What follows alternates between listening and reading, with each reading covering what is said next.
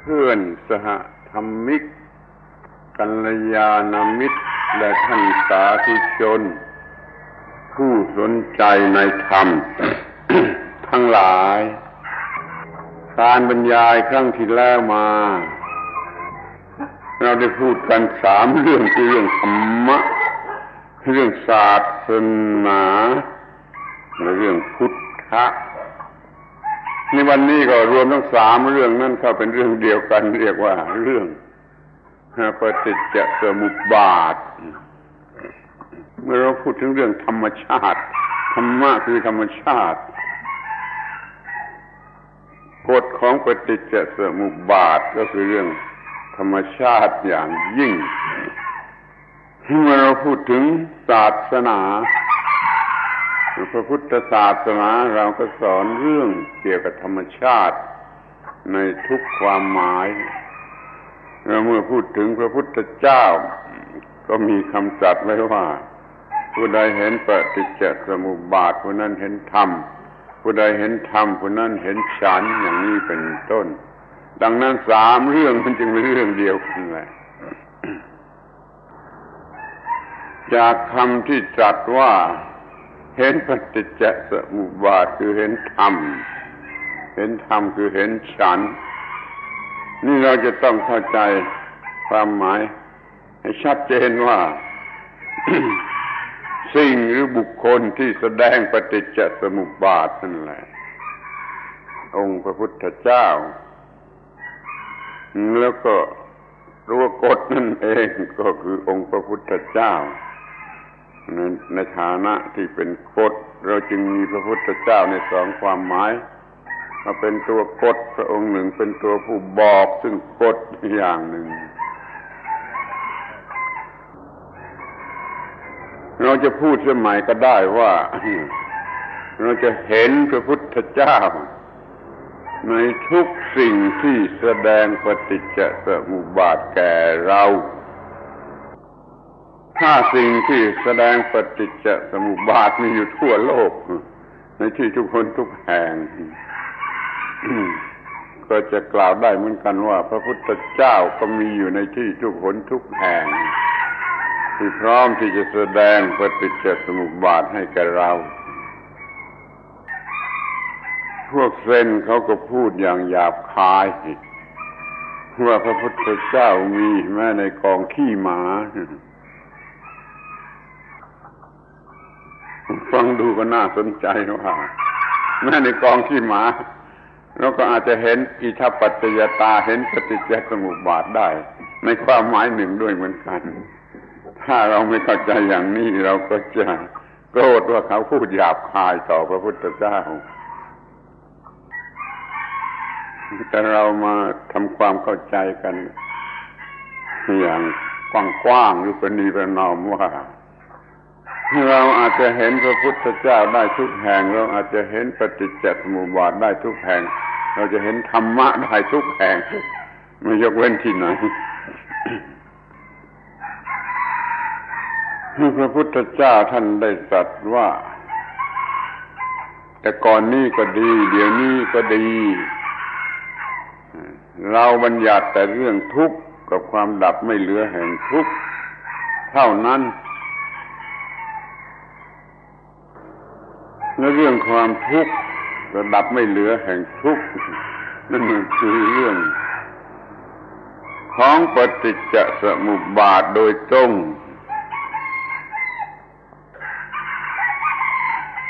แล้วก็เป็นเรื่องพระศาสนาเป็นตัวพระศาสนาด้วยและทั้งหมดนั่นเป็นเรื่องเป็นไปตามกฎของธรรมชาติด้วยดังนั้นเรื่องธรรมะก็ดีเรื่องศาสนาก็ดีเรื่องพุทธะก็ดีเป็นเรื่องของปฏิจจสมุปบาททีนี้ก็มาดูกันถึงเรื่องที่เราที่สมมติว่าเรานี่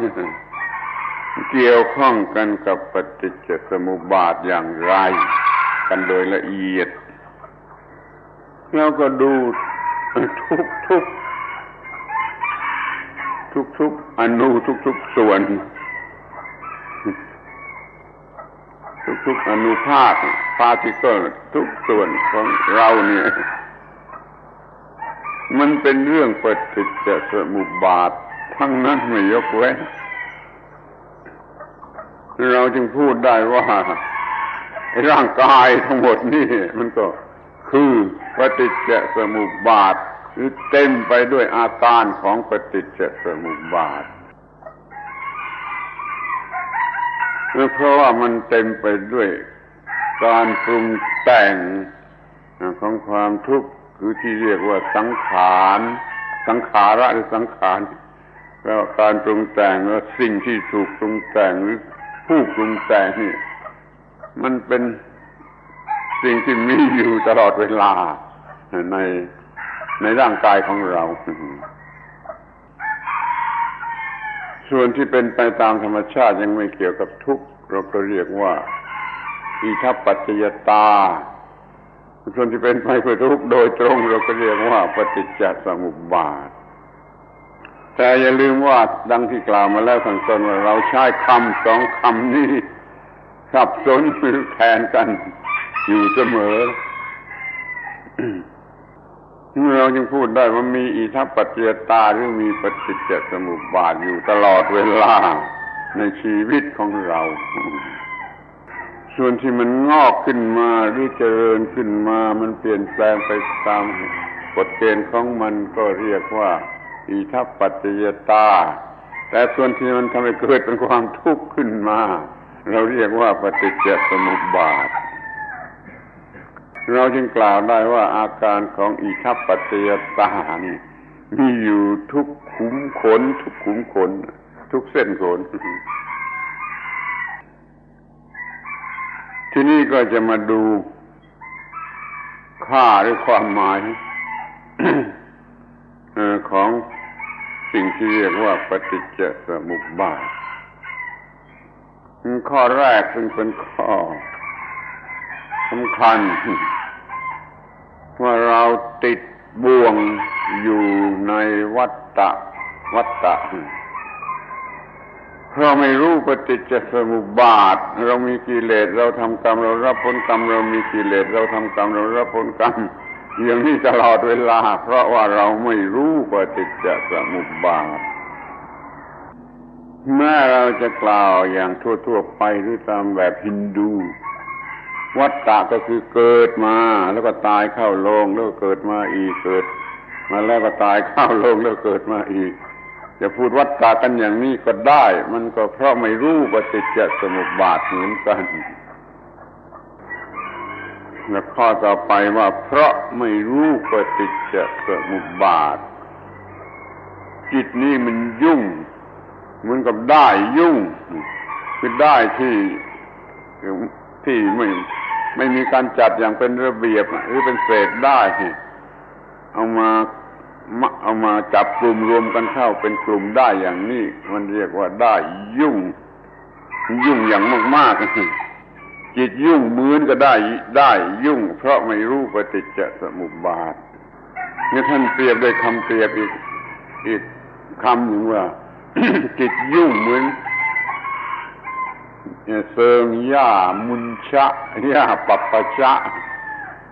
คือเป็นหญ้าทวารชนิดหนึ่งซึ่งมันยุ่งจนเหลือที่จะจับว่าตรงไหนเป็นต้นตรงไหนเป็นปลายไอ้มุนชะหรือปัปปะชะนี่เป็นภาษาบาลีภาษาไทยเราก็ไม่รู้เหมือนกันแต่ดูว่าหญ้าชนิดหนึ่งเรียกที่แถวนี้ว่าเรียกว่าหญ้าริเผาเอาไปสารเป็นเครื่องเป็นกระเป๋าเป็นดีมากแพงมากงามมากหญ้านี่ยุ่งอย่างที่จะดูว่าตรงไหนต้นตรงไหนปลายสมมติเอาทีว่าเหมือนกับหญ้านี่มุนชะหรือปัปปะชะจิตยุ่งเหมือนหญ้านี่เพราะไม่รู้ปฏิจจสมุปบาทหญ้านี่ก่อนนี้ที่วัดเราก็มีมากเดี๋ยวนี้เขาเอาไปหมดแล้วเขาไปใช้ประโยชน์กันหมดแล้ว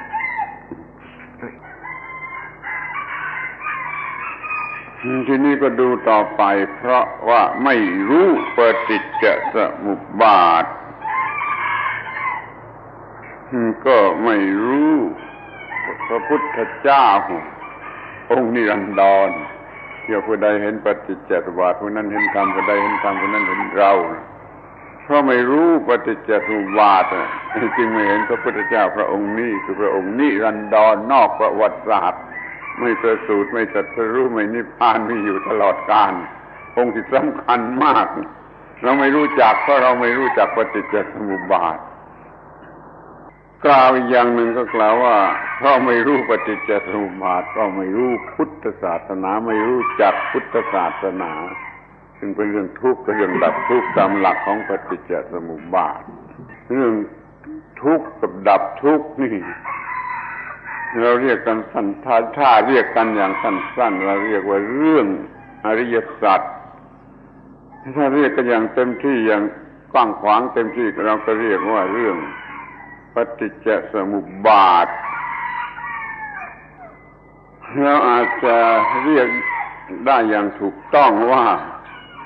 เรื่องอริยสัจธรรมดานี่เราเรียกว่าอริยสัจเล็กเรื่องปฏิจจสมุปบาทนั้นเราเรียกว่าเรื่องอริยสัจใหญ่เรามีอริยสัจใหญ่และอริยสัจเล็กแต่ก็เป็นเรื่องเดียวกันคือเรื่องดับทุกข์ด้วยกันถ้าเราพูดถึงกันเพียง4ประเด็นเราเรียกว่าเรื่องอริยสัจ4แต่ถ้าเรามาพูดกันถึงเรื่องขาเกิด12ประเด็นขาดับ12ประเด็นเป็น24ประเด็นอย่างนี้เราก็เรียกว่าเรื่องปฏิจจสมุปบาทที่แท้ก็เรื่องเดียวกันเพียงแต่ละเอียดหรือหยาบว่าหยาบหรือว่าละเอียดกว่ากันเท่านั้นเอง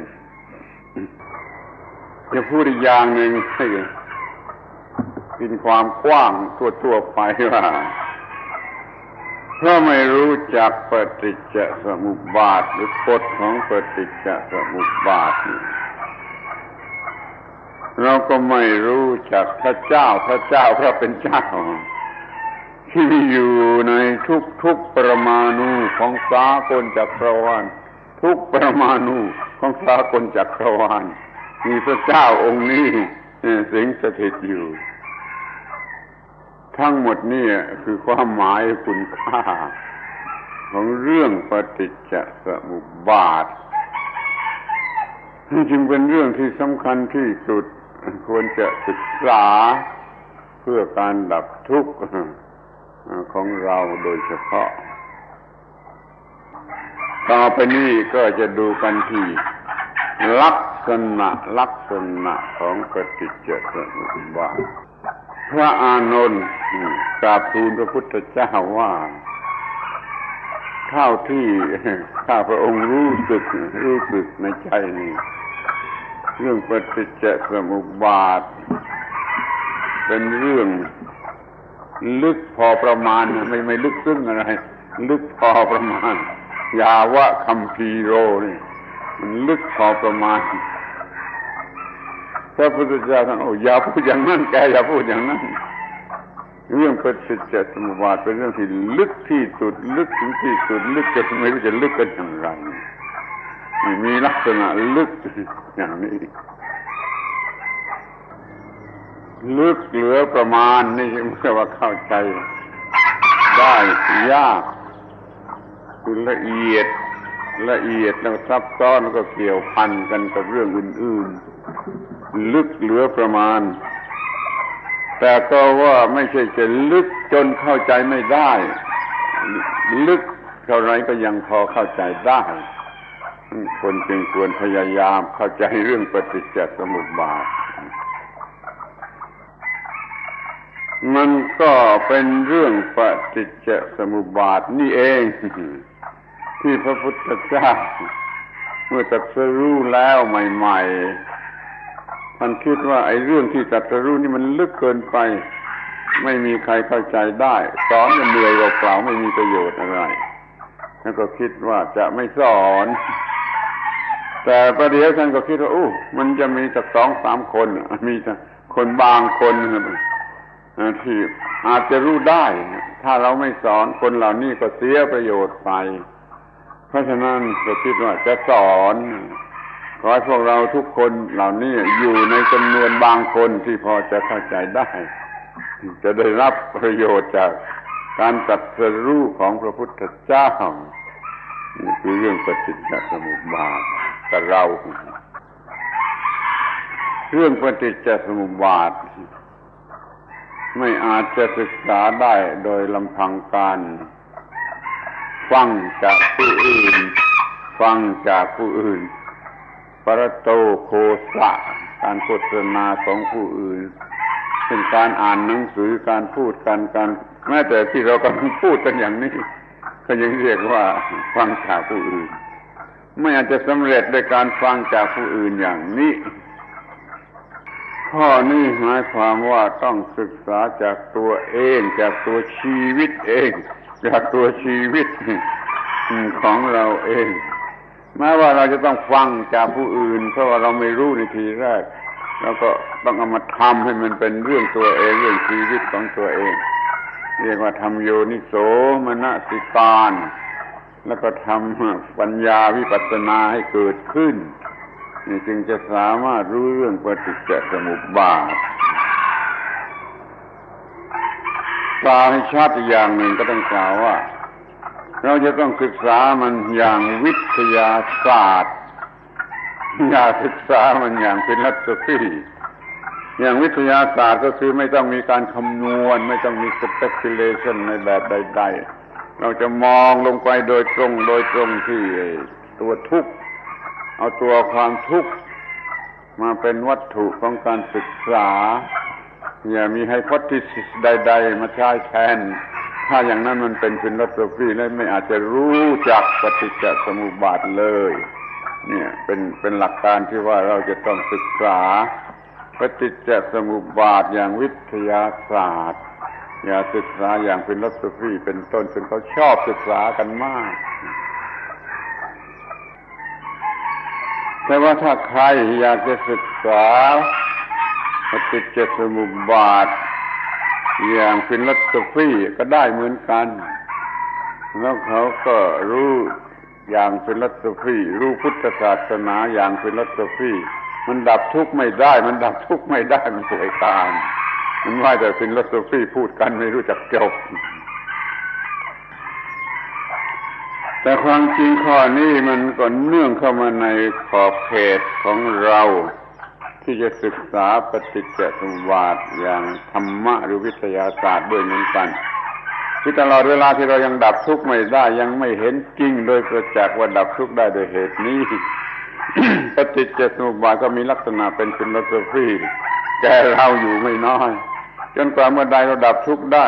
ตามวิธีนั้นปฏิจจสมุปบาทจึงจะกลายเป็นวิทยาศาสตร์สำหรับเราสำหรับพระอรหันต์แล้วก็ปฏิจจสมุปบาทเป็นวิทยาศาสตร์เป็นตัวเราแต่สำหรับพวกเราบุถุชนนี่มันก็เป็นฟิโลโซฟีไปบ้างไปก่อนจนกว่าจะดับทุกข์ได้เราจะสอนปฏิจจสมุปบาทแก่เด็กๆก็ได้แล้วเราจะเห็นได้ว่าในการสอนนั้นเป็นวิธีการอย่างวิทยาศาสตร์ซึ่งเราจะลองดูเราบอกให้เขาดูเห็นเข้าใจตามลำดับว่ามีดวงอาทิตย์เขามีดวงอาทิตย์น้ำในโลกนี้ก็ระเหยขึ้นไปพอน้ำระเหยขึ้นไปมันก็มีเมฆก็มีเมฆมากพอฝนมันก็ตกลงมาพอฝนตกลงมาทางเดินของเราก็เปียกที่ทางเดินของเราเปียกแกก็ลื่นแกก็หกล้มแกก็หัวแตกแกก็หัวเจ็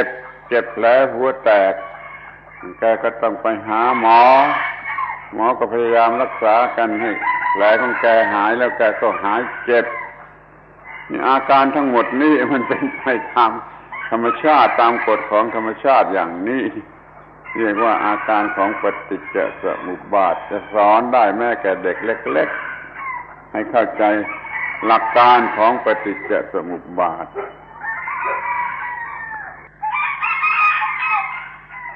เราอาจจะสอนให้แก่ชาวนาเขาทำนาไม่ดี หรือว่าเนื่องมาจากฝนไม่ตกไม่มีน้ำจะทำนานี่ก็ได้หรือว่าแกทำนาไม่ดีไม่ถูกต้องก็ได้แกก็ไม่ได้ข้าวเปลือกแกก็อดอาหารถ้าทำนาถูกต้องฝนก็ดีแกก็ได้ข้าวเปลือกแกก็ไม่อดอาหารอย่างนี้ปฏิจจสมุปบาทง่ายๆของชาวนาหรือว่ามองดูกันในพวกเราเองเป็นพระเป็นเณรเราไม่มีความอดกลั้นอดทนเราไม่มีหิริไม่มีโอตตัปปะไม่ศึกษาดีไม่มีความรู้ดีแล้วก็มีแต่จะทำผิดทำไม่ดีมากขึ้นในที่สุดก็ต้องลาสิกขาไปนี่ก็เป็นปฏิจจสมุปบาทได้เหมือนกันและควรระวังอย่างยิ่งใกล้ตัวที่สุดที่นี่เราก็จะได้พิจารณากันถึงตัวปฏิจจสมุปบาทความเป็นล่าของตัวปฏิจจสมุปบาทว่ามีอยู่อย่างไรครั้งหนึ่งพระพุทธเจ้า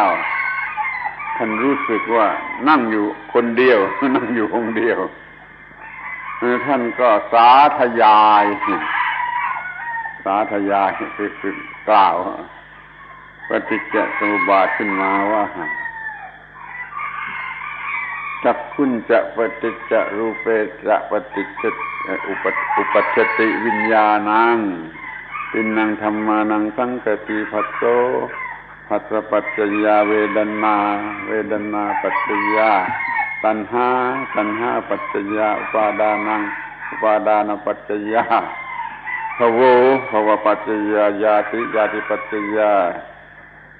ชรามรณะโสกะอิมัสสะเกวลัสสะทุกขขัสสะสมุทัยโยโหติอย่างนี้ท่านว่าทำนองสบายคือใจที่สุดใจความว่าเพราะอาศัยเพราะตากับรูปมาถึงกันเข้าก็เกิดจักษุวิญญาณเพราะ3ประการนี้คือตากับรูปจักษุวิญญาณถึงกันอยู่นี่เรียกว่าผัสสะมีผัสสะเป็นปัจจัยก็เกิดเวทนามีเวทนาเป็นปัจจัยก็เกิดตัณหาเป็นปัจจัยก็เกิดอุปาทานเป็นปัจจัยก็เกิดภพเป็นปัจจัยก็เกิดชาติเป็นปัจจัยก็เกิดชรามรณะและกองทุกข์ทั้งปวงนี่เป็นปฏิจจสมุปบาทที่พระพุทธองค์ทรงนำมาสาธยายในบางคราวบางโอกาสด้วยพระองค์เองแก่พระองค์เองลำพังพระองค์องค์เดียวนี่ปฏิจจสมุปบาทที่เข้าใจได้ง่ายที่สุดเมื่อท่านสาธยายไส้ทางตาเรื่องทางตาหมดแล้วท่านก็สาธยายเรื่องทางหูหมดแล้วก็ทางจมูกแล้วก็ทางลิ้นแล้วก็ทางผิวหนังแล้วก็ทางใจจนครบทั้ง6หมวดเลยที่เผอิญภิกษุองค์หนึ่งมันแอบอยู่ข้างพระพุทธเจ้าท่านเหลียวไปเห็นอ้าวนี่แกอยู่นี่อ้าวเอาไปนี่เป็นอาทิพรหมจรรย์starting point of พรหมจรรย์เอาไปท่องเอาไปจำเอาไปนี่เป็นเรื่องปฏิจจสมุปบาทที่พระพุทธเจ้าท่านมาสาธยายเองมันมีความสงสัยเกิดขึ้นว่าทำไมพระพุทธเจ้าจึงเอาเรื่องปฏิจจสมุปบาทมาสาธยายมารีไซต์ถ้าเด็กๆมันท่องสูตรคูณมันก็มันยังจำไม่ได้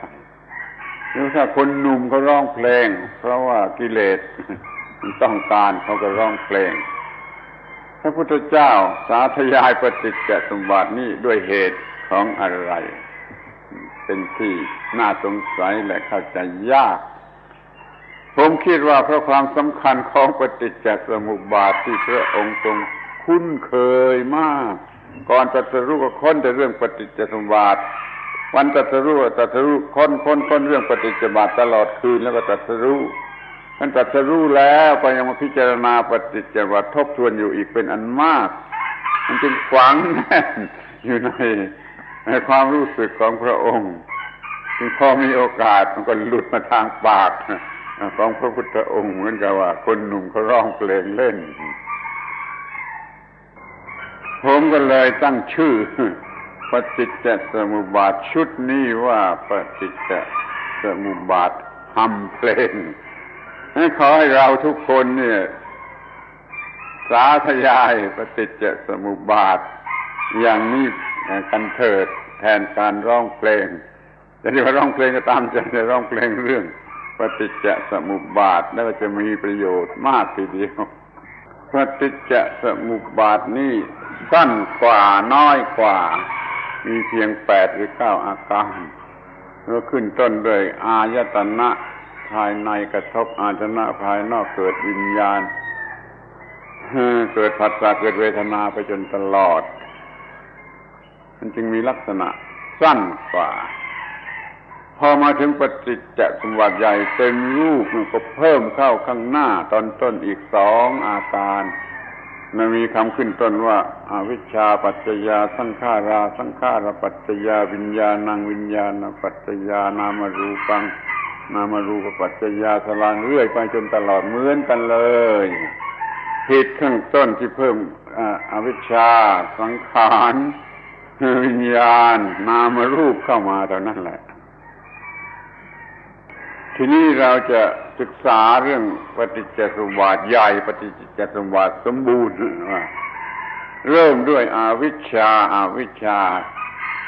ธาตุอวิชชานี่เป็นธาตุเป็นธาตุชนิดหนึ่งมีอยู่ตามธรรมชาติอวิชชานี่เมื่อได้โอกาสก็ทำการปรุงหรือมีอำนาจในการปรุงอวิชชามีอำนาจในการปรุงทำหน้าที่ปรุงจึงว่าอวิชชาให้เกิดสังขาระคือการปรุงอวิชชาสภาพที่ปราศจากความรู้ทำให้เกิดการปรุงที่นี่การปรุงนี่ก็ไปเอาวิญญาณธาตุตามธรรมชาติเอามาปรุงให้กลายเป็นวิญญาณธาตุทางอายตนะนี่ก็เกิดวิญญาณธาตุทางอายตนะขึ้นมาเพราะการปรุงของอวิชชาโดยสังขาระนะสั้นๆก็ว่าอวิชชามีอำนาจการปรุงก็ไปเอาวิญญาณธาตุมาปรุงเป็นวิญญาณธาตุในทางอายตนะคือเรื่องจิตใจระบบจิตใจทั้งหมดขึ้นมาพอมีระบบจิตใจแล้วมันก็ง่ายที่จะมีสิ่งที่เรียกว่านามรูปคือจิตใจกับร่างกายกับจิตใจตลอดเวลาที่ยังไม่มีวิญญาณในระบบจิตใจร่างกายก็ไม่มีความหมายอะไรพอได้มามันก็เกิดเป็นสิ่งสมบูรณ์เป็นร่างกายและจิตใจเป็นนามรูปได้นามรูปขึ้นมาก็เป็นที่ตั้งของอายตนะทั้ง6ตาหูจมูกลิ้นกายใจแล้วก็จะมีการปรุงต่อไปเป็นผัสสะเป็นเวทนาอย่างเดียวกับปฏิจจสมุปบาทอย่างย่อเข้าใจยากตรงที่ว่าอวิชชาธาตุไม่รู้นะมีอำนาจการปรุงแต่งก็ปรุงแต่งวิญญาณธาตุเป็นวิญญาณทางอายตนะวิญญาณทางอายตนะเกิดขึ้นแล้วนามรูปก็เกิดขึ้นเป็นที่ตั้งแห่งอายตนะให้อายตนะทำหน้าที่ต่อไปนั่นก็มีผัสสะเวทนาจนตลอดเนี่ยปฏิจจสมุปบาทใหญ่สมบูรณ์เข้าใจยากตรงนี้เราเพิ่มเข้ามา4หัวข้อที่กล่าวมาข้างต้นว่าปฏิจจสมุปบาทเป็นเรื่องลึกซึ้งที่สุด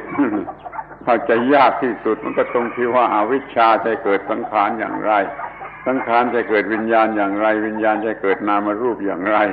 เกิดนามรูปแล้วก็มีอายตนะนี่ต่อไปนี่เข้าใจง่ายแล้วก็เหมือนกันกับปฏิจจสมุปบาทสั้นปฏิจจสมุปบาทยาวมันมีอยู่4ข้อข้างต้นมันเข้าใจยากที่เราไม่ต้องสนใจก็ได้เอาปฏิจจสมุปบาทสั้นเราก็ยังเห็นแต่ชัดว่ามันเต็มความหมายเหมือนกัน พอตากระทบรูปเกิดจักษุวิญญาณเมื่อสามอย่างนี้ทำงานร่วมกันอยู่เรียกว่าผัสสะในขณะผัสสะมันยังมีอวิชชาอยู่ที่ผัสสะเป็นอวิชชาผัสสะเป็นผัสสะโง่นี่ผัสสะโง่อวิชชาอำนาจของวิชาก็ทำให้เดินไปจนถึงความทุกข์มันอวิชชามันทำหน้าที่มาตั้งแต่แรกแล้วยังมาทำหน้าที่สำคัญตรงผัสสะมันคอยควบคุมให้ดีอย่าให้ผัสสะเป็นอวิชชาผัสสะความทุกข์ก็ไม่เกิดการ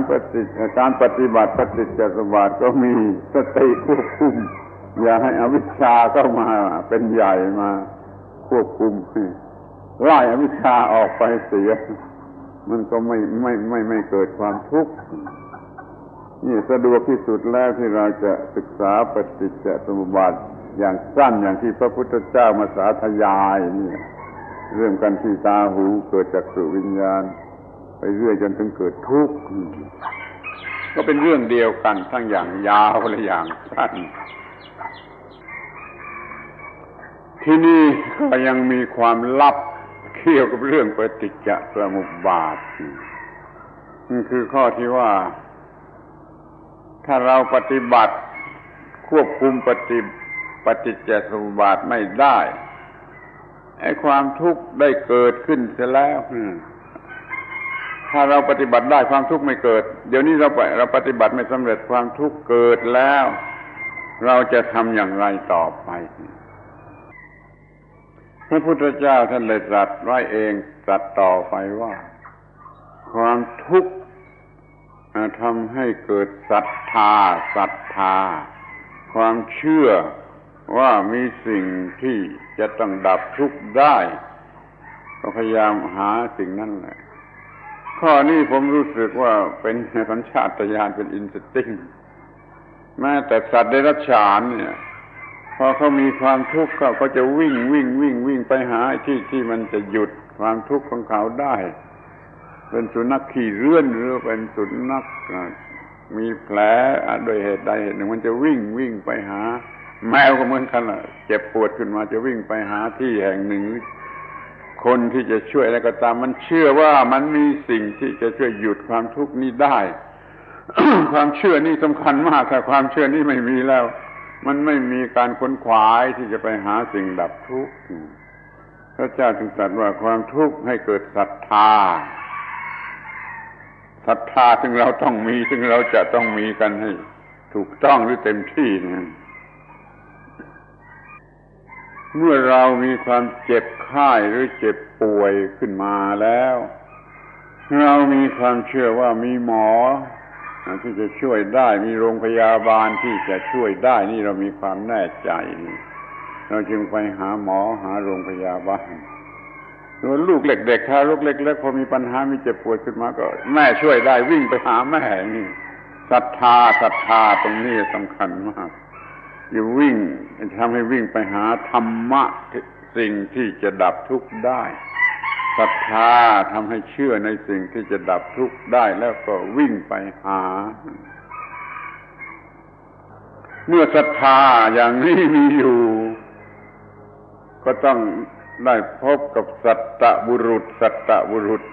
พบพระพุทธเจ้าหรือพบสาวกของพระพุทธเจ้าหรือสัตตบุรุษใดๆก็ตามเป็นเหตุให้พบสัตตบุรุษแล้วเราก็นั่งใกล้สัตตบุรุษแล้วก็ฟังธรรมะของสัตตบุรุษเราก็รู้ธรรมะที่จะดับทุกข์แล้วเราก็จะเกิดพอใจเกิดปีติจิตของเราก็จะสงบจากความกลัวเป็นปัสสัทธิเพราะสิ่งเหล่านี้สงบระงับไปก็เกิดความสุขทางจิตชนิดหนึ่งความสุขทางจิตชนิดหนึ่งความสุขชนิดนั้นทำให้เกิดสมาธินั้นทำให้เกิดการเห็นแจ้งเรียนรู้สิ่งทั้งปวงตามที่เป็นจริงเห็นสิ่งทั้งหลายตามที่เป็นจริงก็ทำให้เกิดความเบื่อหน่ายต่อสิ่งที่เรายึดถือนิพพิทาเบื่อหน่ายในสิ่งที่เคยยึดถือก็ทำให้เกิด วิราคะวิราคะคือกระจางออกจางออกจางออกแห่งความยึดถือวิราคะเมื่อมันจางเรื่อยไปจางเรื่อยไปมันก็หมดที่เรียกว่าวิมุตติหลุดจากสิ่งที่ยึดถือหลุดพ้นจากสิ่งที่เคยยึดถือแล้วก็เกิดความรู้ขึ้นมาชนิดหนึ่งเรียกว่าขยะญาณังความรู้ว่าความทุกข์สิ้นแล้วรู้ว่าความทุกข์สิ้นแล้วขยะญาณะก็ทำให้มีสิ่งที่เรียกว่านิพพานนิพพานก็ปรากฏเรื่องก็จบ